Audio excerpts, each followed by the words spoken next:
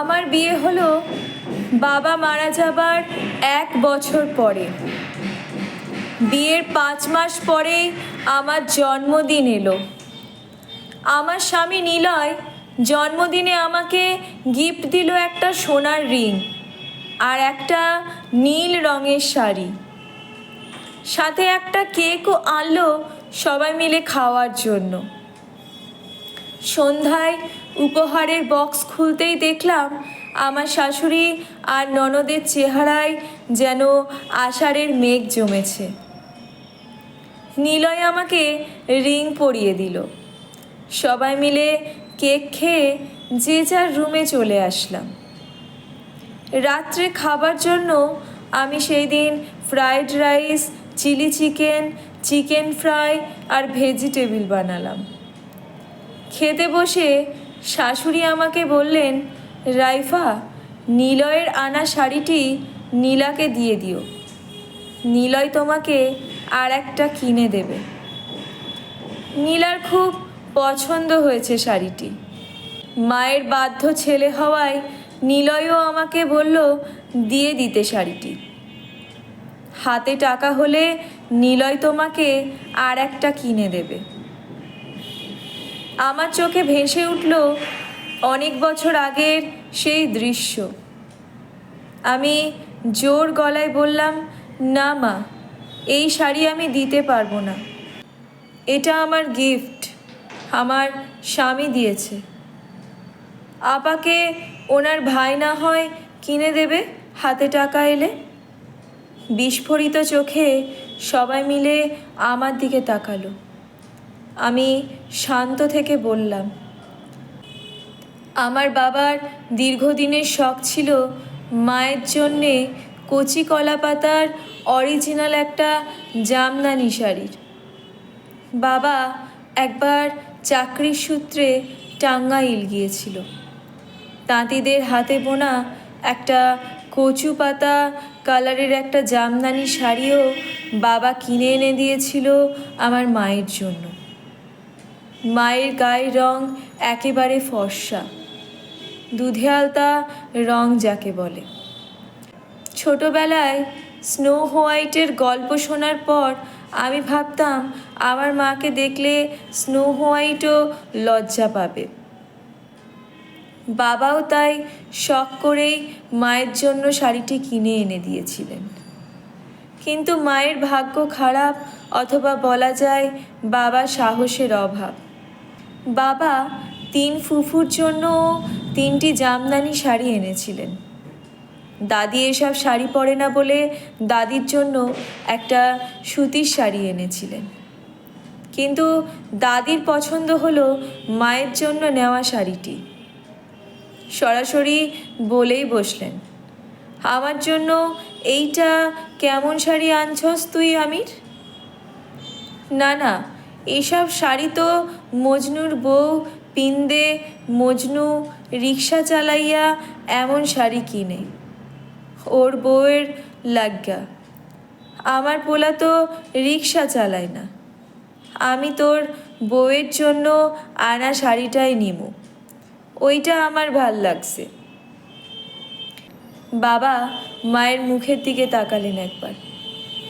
মা হাসি মুখে শাড়ির প্যাকেটটি দাদির দিকে এগিয়ে দিয়ে বললেন, আপনি নিন আম্মা, আমাকে আপনার শাড়িটি দিন। আমার এসব শাড়ি পরতে ভালো লাগে না, অভ্যেস নেই। সুতি শাড়িতেই আরাম লাগে আম্মা, কাজ করতে সুবিধে হয়। বড় ফুফু টিপ্পনি কেটে বললেন, বাপের বাড়িতে এসব দামি শাড়ি পরলেই তবেই তো অভ্যেস থাকবে। বাবা বলতে পারলেন না কিছু কাউকে।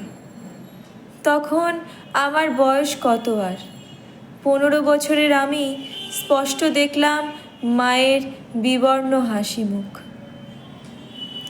অশ্রু টলটলে চোখ আর বাবার পরাজিত মুখ।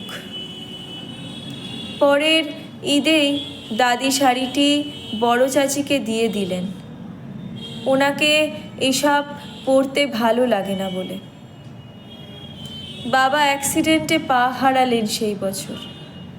মায়ের জন্য আর জামদানি শাড়ি কেনা হলো না। চাচি প্রায় সময় শাড়িটি পরে সেই শাড়ি দেখলে মায়ের কেমন লাগতো জানি না, কিন্তু আমার বুকের ভেতরটা ক্ষোভে মাথাচাড়া দিয়ে উঠত। আমি তখন থেকে আমার দাদি চাচিকে অপছন্দ করা শুরু করি। বাবার ঔষধ, ছোট ভাইয়ের স্কুলের বেতন, বড় আপার বাবুর দুধ কেনা, ঘরের জন্য নামমাত্র বাজার করা, সবই তো মাস শেষে আমার টিউশনির 3,000 টাকা আর বড় আপার একটা কিন্ডারগার্টেন স্কুলে পড়িয়ে পাওয়া 4,000 টাকা বেতনে হতো। এই টাকার মধ্যে থেকে আমার উপায় ছিল না মায়ের জন্য এরকম দামি একটা শাড়ি কেনার।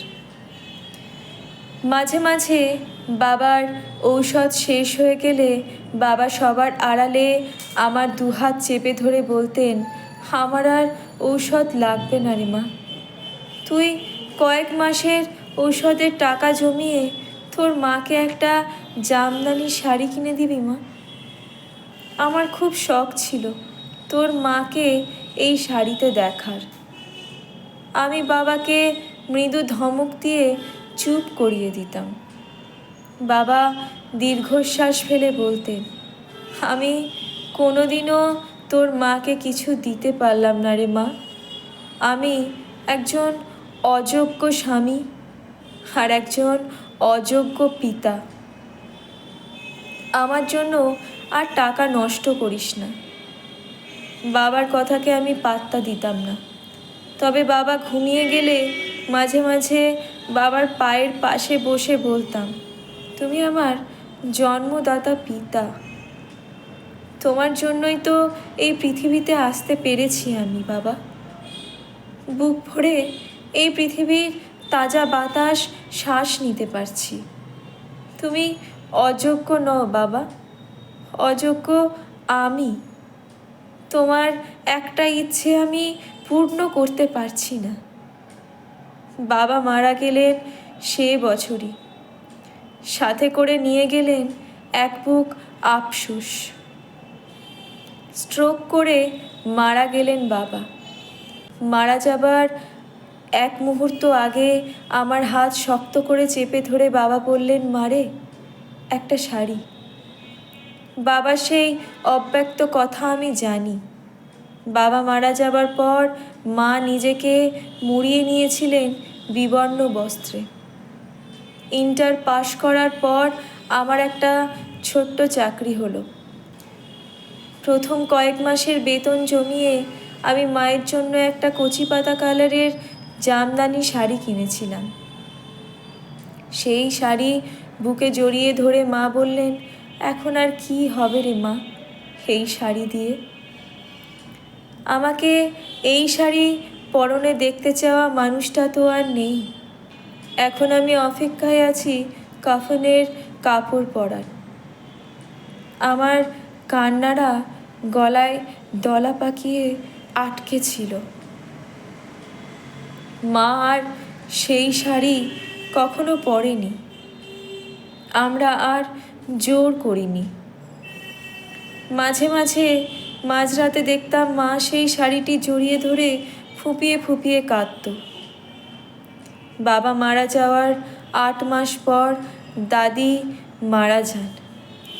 মাকে দেখেছি দাদির সব দায়িত্ব পালন করতে সুষ্ঠুভাবে, কিন্তু দিন শেষে একটা দীর্ঘশ্বাস ফেলে বলতেন, তোর দাদির জন্যই তোর বাবা একটা আফসোস নিয়ে দুনিয়া ছেড়ে চলে গেছেন। আমি কখনোই তোর দাদির নিষ্ঠুরতার কথা ভুলব না। আম্মা, ভেবে দেখেন, এরকম গল্প আপনার জীবনেও আছে। আপা, আপনি ভেবে দেখেন একবার, আপনার সাথে এরকম কিছু না কিছু হয়েছে। কিছু কিছু ক্ষেত্রে প্রতিবাদ করতে হয় নিলয়। প্রতিবাদ করতে না পারলে আমার মায়ের মতো তীব্র যন্ত্রণা বুকে নিয়ে বেঁচে থাকতে হয়। ভাগ্য কখন কাকে কী করে কেউ জানে না। আমি চাই না পুনরায় এরকম কিছু আমার সাথে ঘটুক। নীলা আপা চোখের জল মুছে আমাকে জড়িয়ে ধরে বললেন, তোদের দুলাভাইও আমাকে একজোড়া কানের দুল দিয়েছিল বিদেশ থেকে আসার পরে। আমাকে পরিয়ে দিয়ে বললেন, এই দুল জোড়া দেখেই আমার তোমার কথা মনে পড়েছে নীলা। তোমাকে আমার খুব সুন্দর লাগছে। সব সময় এই দুলটা পরে থেকো। আমি মন ভরে দেখব তোমায়।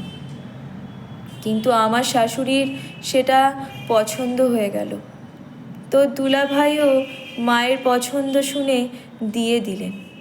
আমাকে বললেন পরের বার আসার সময় উনি আমার জন্য আরেক জোড়া দুল কিনে আনবেন।